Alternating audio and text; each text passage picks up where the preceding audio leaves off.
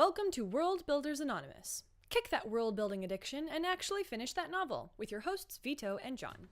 I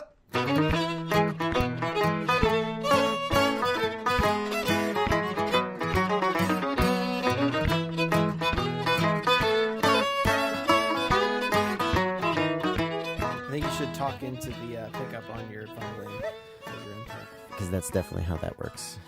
Yeah. Can't it be done? I think it can be done. If you vibrate the thing enough. The bridge. It's got to vibrate the bridge. Yeah, baby. What? What? What are you talking about? I don't know what's happening. That was so unexpected. I guess that means we're starting. I guess that. I don't know. I don't know about it. Oh, I don't know anymore. This is just awkward all the way through. I have a can here that somebody left of La Croix, but it's empty. I didn't think of. I have no drinking vessels. That's so sad. In sight. We are off our game today, making lewd jokes. Nothing to One drink. of us has made a lewd joke. Well, Let's be clear. Yeah, that's true. Anyway, but welcome everyone. Welcome, everyone. This is a podcast now. I'm not sure when it became a podcast, but here we are. That's the fun thing about our intros. We don't actually know when we're going to start it, and I only know when I go back and post and decide what part of our crazy conversations to include. I don't know what's going to be in there. I like It's to weird. include like a little bit of fun for the audience, at the very It's a little bit beginning. fun. But you don't want too much where it's distracting from the. One of the subreddits I look at every now and again is the podcasting one, and it's shocking how often people ask like, how much banter do we include before we get to the meat of the topic? That's funny. And people will say like, oh, you can go as long as you want to, and people are like, no, you can only do like a minute and a half at most, because that's when people's attention statistically starts to drop off. My research suggests. Well, the charts clearly indicate. Yeah, we've never really thought about it. We just kind of go for it. Yeah. It's shocking sometimes how little effort goes into this. Oh boy. Hey, we think about it. We think about it a lot. What is a lot, really? I don't know. Anyway, we have But here things. we are. We do have things to talk about today, though. Indeed. Although I just remembered we forgot to synchronize, but we'll do that at the end. That's not something the audience needs to concern themselves Not about. a big deal. Do not look at the synchronization behind the curtain. Yes, quite. Getting an inside scoop on the podcasting biz. Yes, anyway. Today we're going to talk about a few things. John had some things from his writing this week that he wanted to talk about. Did you make any significant progress, or was it more kind of working through some hurdles? Significant progress. I wouldn't say significant. A little bit of my progress. I actually done. I've been published, and I'm a millionaire now.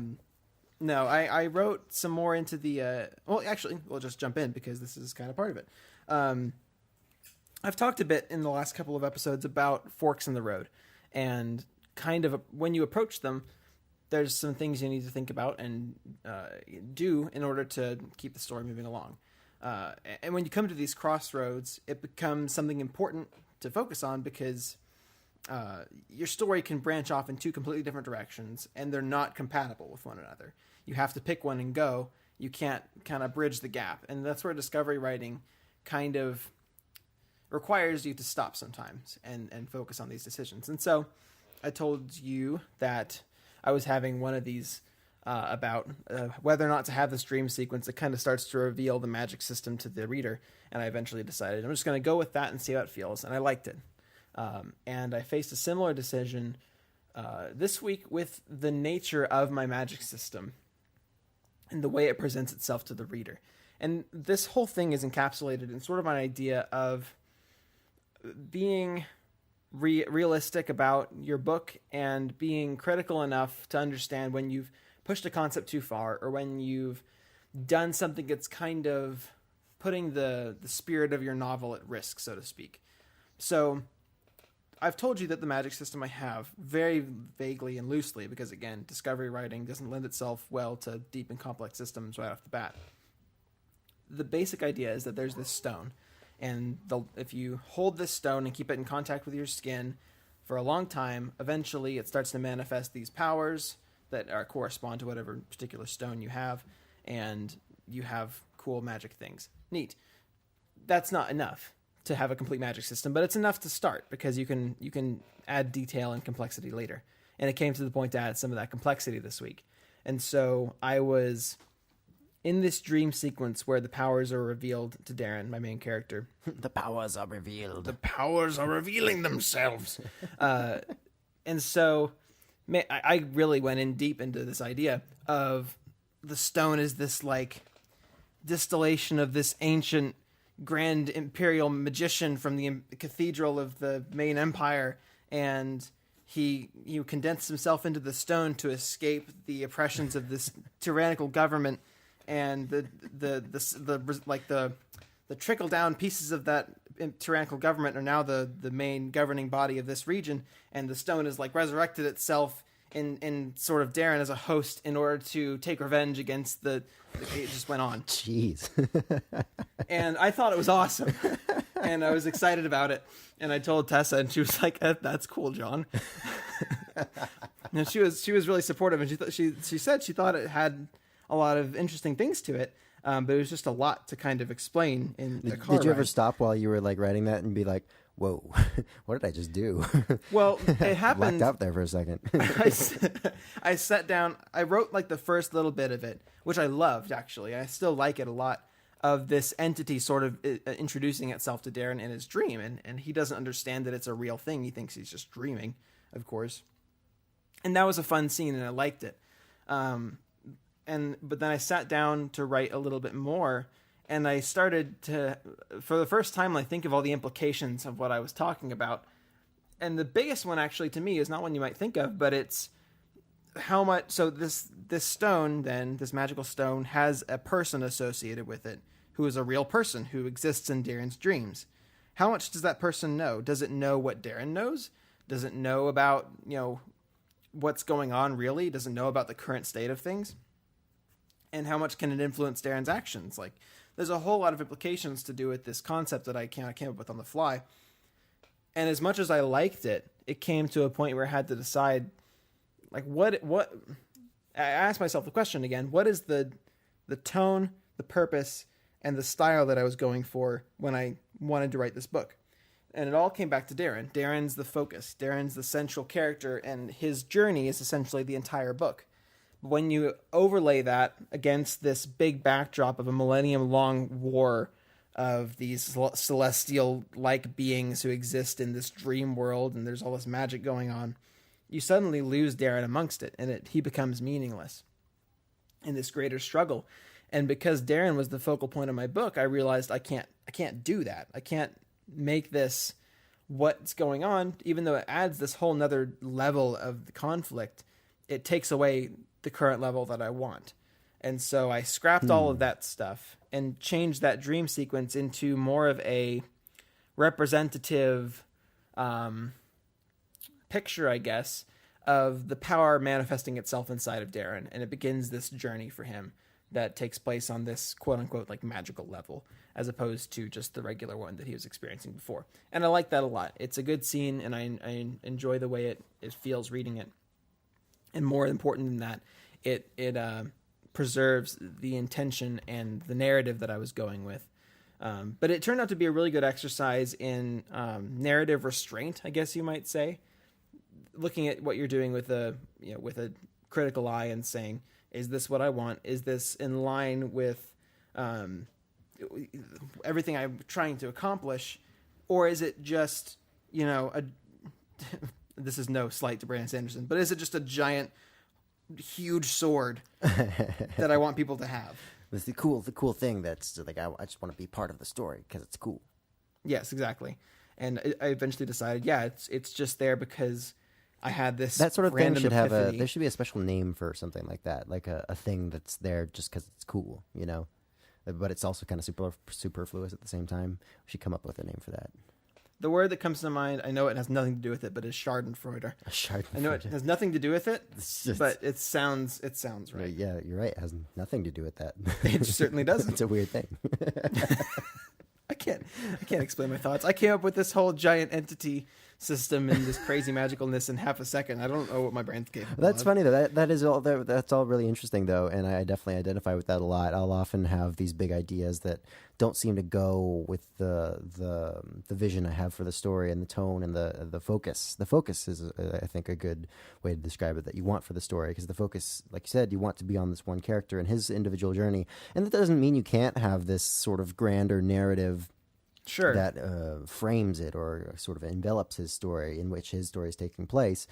But especially when you're, I guess, trying to focus in the beginning, it's probably good to leave a lot of that out when you're trying to establish his character and his journey.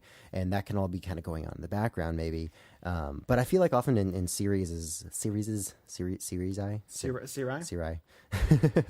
series especially though, oftentimes the first book is like great because it's focused on the main character and it's all about their journey and it's really fleshed out, all that kind of stuff, great characterization. But then when the author feels the need, or maybe the publisher, and he feels the need to like up the ante for the next book, and they get thrown into like this grander narrative and there's more world events and it's just upping the stakes and everything, oftentimes you lose the main character's story or their and line. Then before you know it, Rey is doing a backwards somersault over a rampaging TIE fighter. Although that was never quite the one that I would point out to begin with. But the metaphor goes. Yes, quite. But yeah, I think that happens a lot. I think that definitely happened in the Inheritance series. I think it definitely happened in the Stormlight Archives a little bit, although there's so many characters there that it wasn't ever one person's story to begin with. That's a very common occurrence. And I think especially when you're starting out, it's good to focus down a little bit more. I'm sure you could take elements of that though and incorporate them later, or kind of put them in your back pocket and be like, ooh, I like that idea. Maybe this isn't the place for it, but I'll keep that for later. Yeah, another element to it was the idea of the learning curve. So this is the first time the idea that this stone has magic powers is being introduced to the reader. You're already having to deal with that in just a second. And to introduce this, ancient, magician from a forgotten era and this whole, political struggle all at the same time, it's a lot to just dump on your readers a quarter of the way through your book. Yeah, totally. Especially because, it's somewhat influencing him because he's the one having the dream and he has the stone and that affects him, of course. But he has no connection to those old events in the past that brought about these events. And I think that's a big problem whenever you're trying to get the reader to care about something. You sort of show how important it is by all the big events that happened and telling him about all the legacy of this person who overthrew the empire and how that led to this. But if it's not affecting the main character's life in a very tangible, sort of immediate way, like it's not giving him any conflict in the moment other than the fact that he happens to have this rock, but he already had that, and this new information doesn't really have any bearing on the situation he's in. So why would the audience care about it if the guy is like, oh, that's cool, but I still need to save my friend, and this isn't really helping me do that.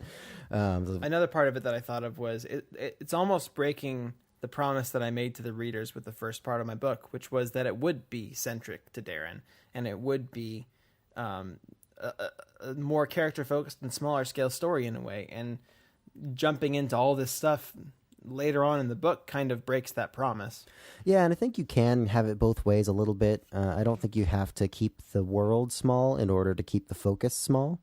I think you can incorporate a lot of that, but yeah, it's got to be done delicately. And like I said, I think the most important thing is to introduce it in a way that is super relevant to what's happening to the character and their main conflict throughout the story and their arc that you want. And that's, I think, the most important thing. The foundation is their arc. What do you want them to learn? How do you want them to develop? And everything needs to kind of serve that, I think, more than, like you said, just like having cool things because they're cool and like, oh, empires, ooh, magic, ooh, ancient orders of things. It became this domino effect where one thing would continually lead to the next and just kept cascading until I was looking at this entire 1,000-year struggle against tyranny. I'm like, oh, geez. Where did this come from? Something never meant to happen. Oh, that's great, though. I love when that sort of lightning burst of inspiration hits, and that's what makes this super fun and interesting for us, at least part of it. And so that's definitely something to embrace in a certain way, although it's important to also practice restraint at the same time. And man, it really tells you, spending a year plotting out and world building for a novel is it feels useless sometimes because you get these flashes of inspiration. Yeah, it changes and you have everything. all this stuff that you can think of in like 10 minutes. And suddenly, like that what I talked about, that whole idea could be its own book. Like you could do that. Yeah, that's what's one of the most. Nothing. That's one of the most frustrating parts of this whole process for me is that whenever I wanted to be a plotter, like we've talked about before. I wanted to be someone who sat down and organized the entire story beforehand and decided on all the bits and decided what every single scene is going to lead to and all that sort of stuff.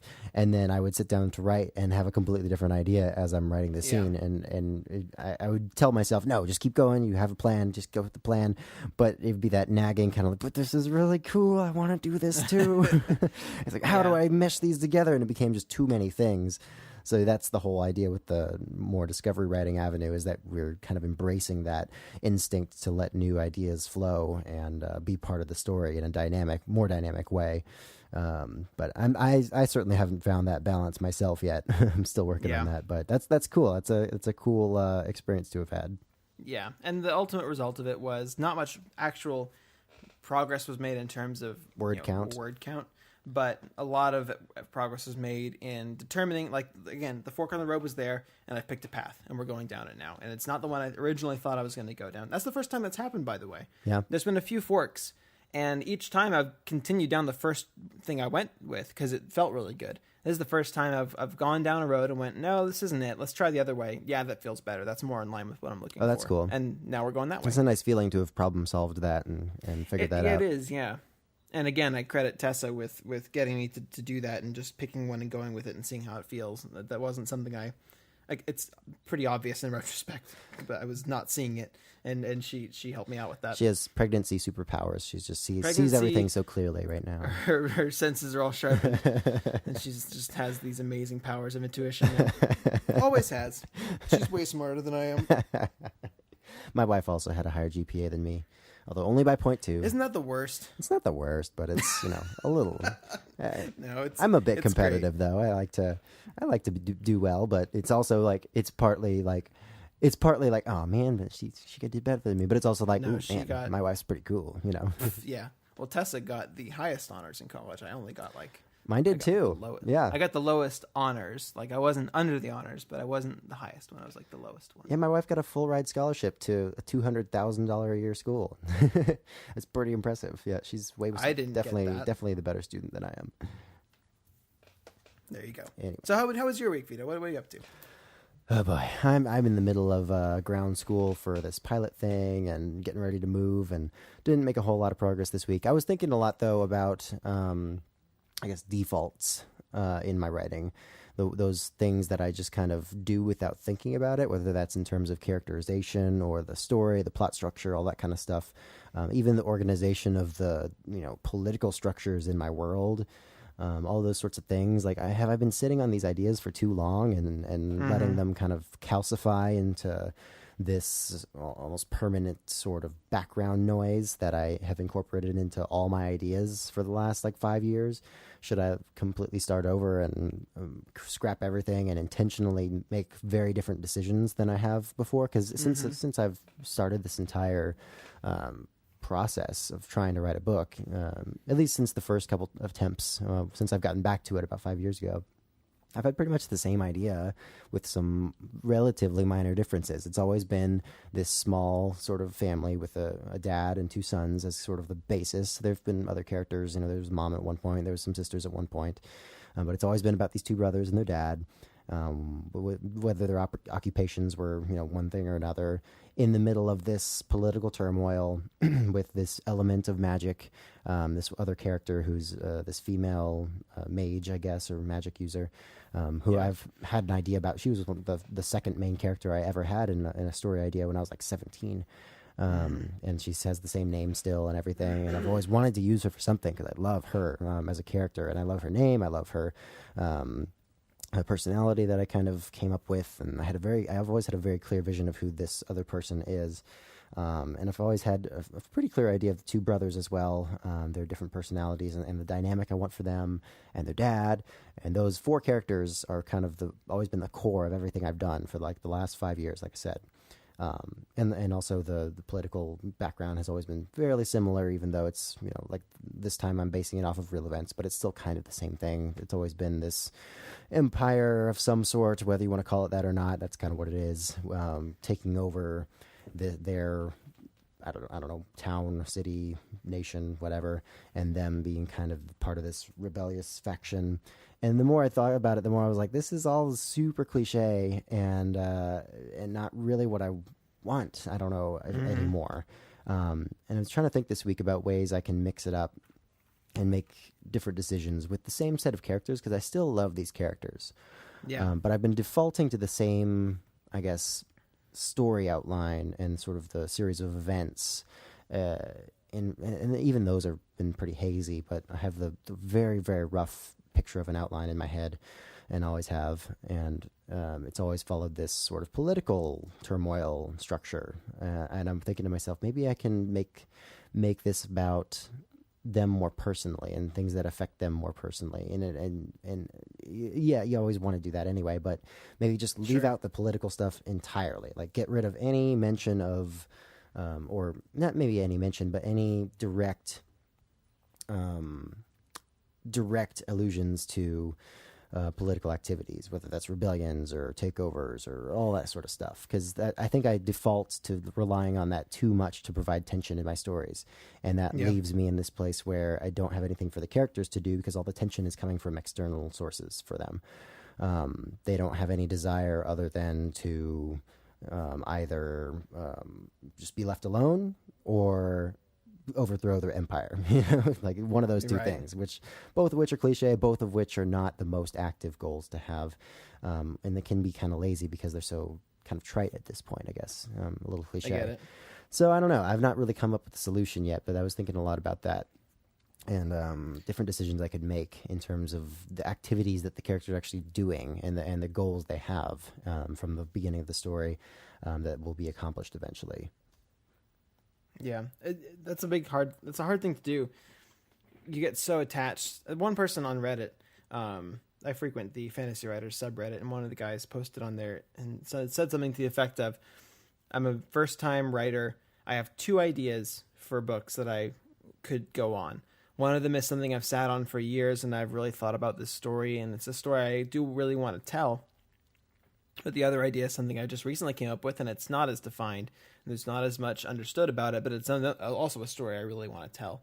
And which one should I write was basically the question. And what I said was basically, I recommend writing the second one, because when you approach the story that you've been sitting on for years and years, and you have this perfect image of it in your mind, and the characters exist and coexist in this specific way, and the plot forms itself out this way, and you have all these images in your mind of what it looks like, it becomes really hard to write it because you feel so much pressure to get it right. Mm-hmm. Yeah. And you feel this nagging sense that you're making a mistake in everything you do, because everything you deviate from is a step off the path from that perfect vision you set out. Yeah, that's very much how I felt with this, because of the discovery writing too, I think, because of I changed a lot of things, and I thought I was kind of starting over from scratch a little bit, but really I wasn't. I have the same characters, it's kind of the same setting, even though I based it on the Sicilian Revolution in the 12th century, 13th century, but it's ultimately kind of the same thing. And so, yes, whenever I do make different decisions, I feel that tension because I'm deviating from the story I want to be telling, even though it's also kind of crippling me at the same time. Yeah. Yeah. Do you remember who it was that said, this is a quote that I can remember, but I don't know who said it. Something to the effect of, when you come across a point where you're not sure what to do with your book and you're finding it hard to progress, like throw a giant twist in and then just go with it. I don't remember who said that, but I do remember hearing that at one point. Yeah, it might have been the guys on Beyond the Trope, or the people at Beyond the Trope who said that, but they quoted someone else in saying that. Maybe, yeah. Hazy memory. Also, shout out. Yeah, I was going to say that too. Yeah. Go check them out. They're a cool podcast. I don't know. It's so hard to leave behind something that's meant so much to you. Mm-hmm, yeah. I wonder, though, if you could take what you have now and just push it towards a different outcome, like not necessarily change the characters to the setting or even some of the plot elements, but just push it somewhere radically different. Give yourself a different path to follow with all of it. Maybe, yeah.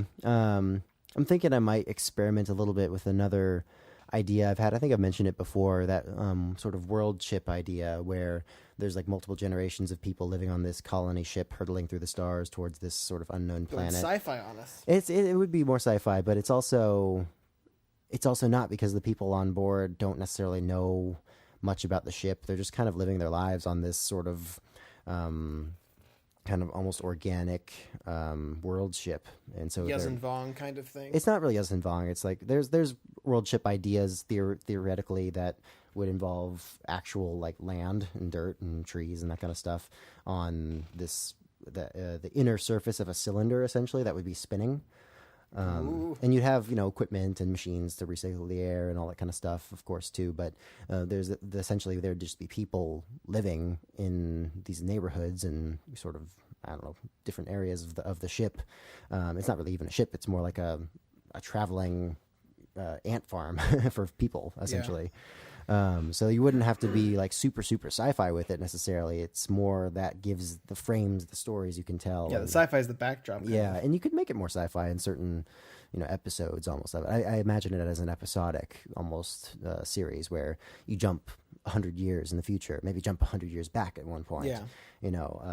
You examine different events that happen in the history of this ship as it goes on this 500, maybe 1,000-year journey, and the different things that have happened, the different people who've led different movements, all that kind of stuff. So I don't know. I thought I might experiment with that a little bit and see. Radically different. It is radically different, which is why I'm attracted to it. And I've always wanted to do something with that idea, and I don't have a lot of specifics. It's more just like that concept. I don't have any individual stories yet in mind for it, so it'd be kind of fun to maybe discover that and use that more as my discovery writing thing. Yeah, it forces you to totally divorce yourself from everything you've thought of thus far with your current work in progress. Totally. And then I would have two brothers and their dad.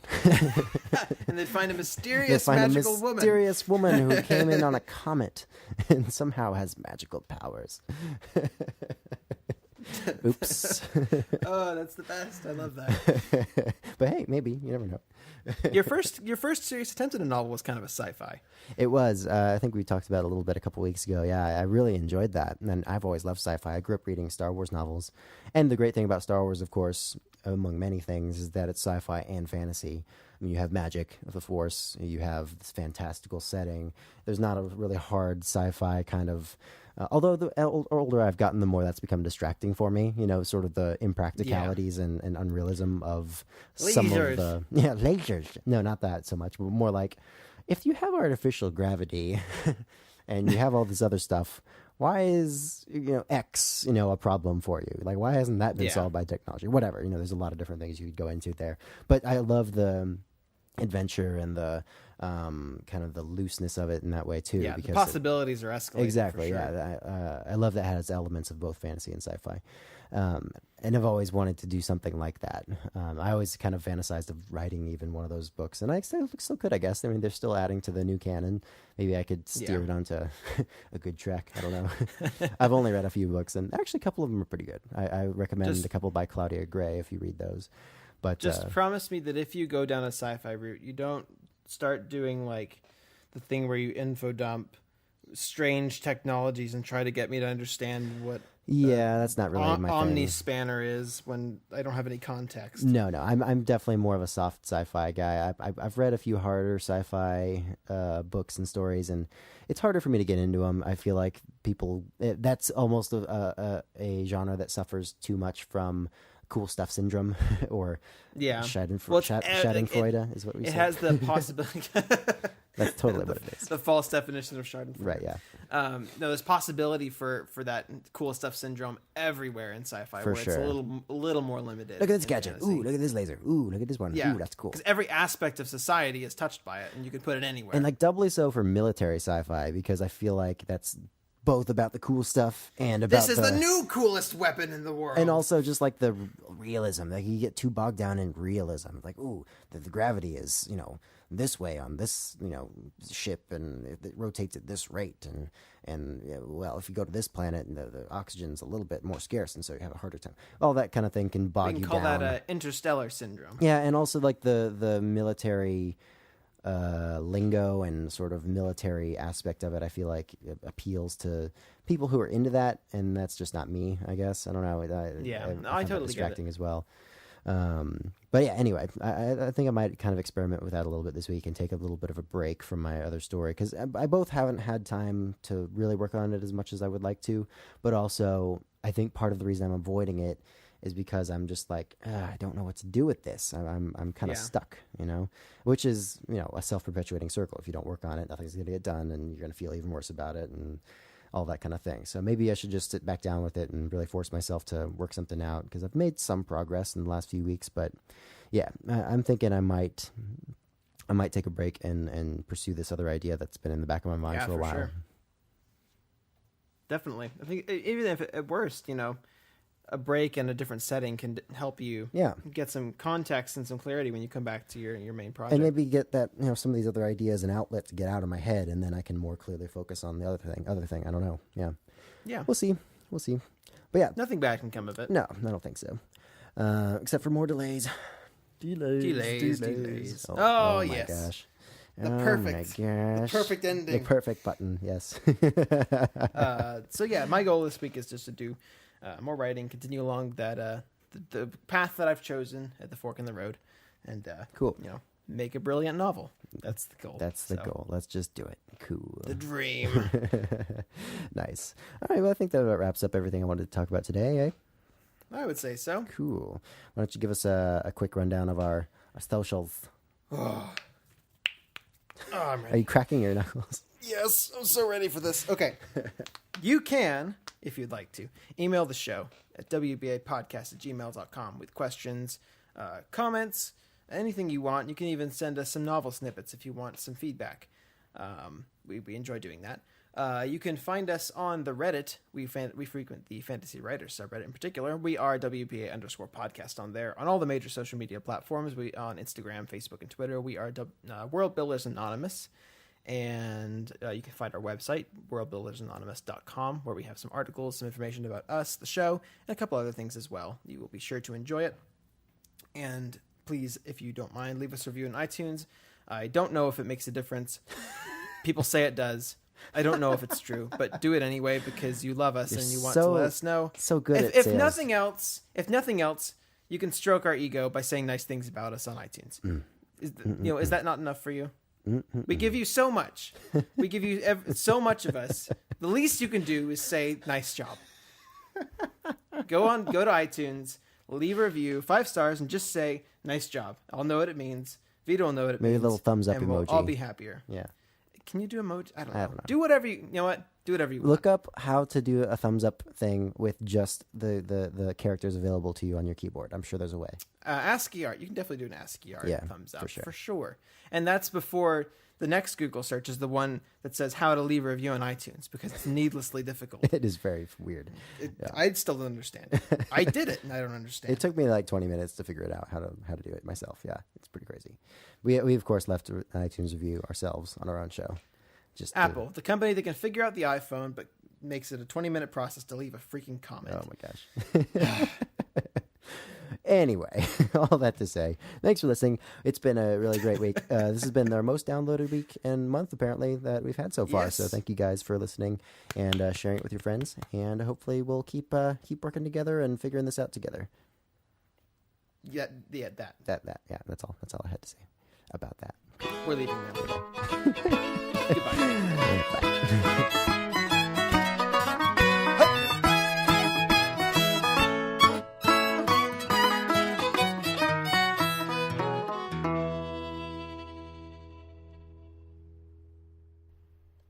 This show is sponsored in part by Audible. Visit worldbuildersanonymous.com/audible to check out what the guys are listening to right now and to receive a free audiobook.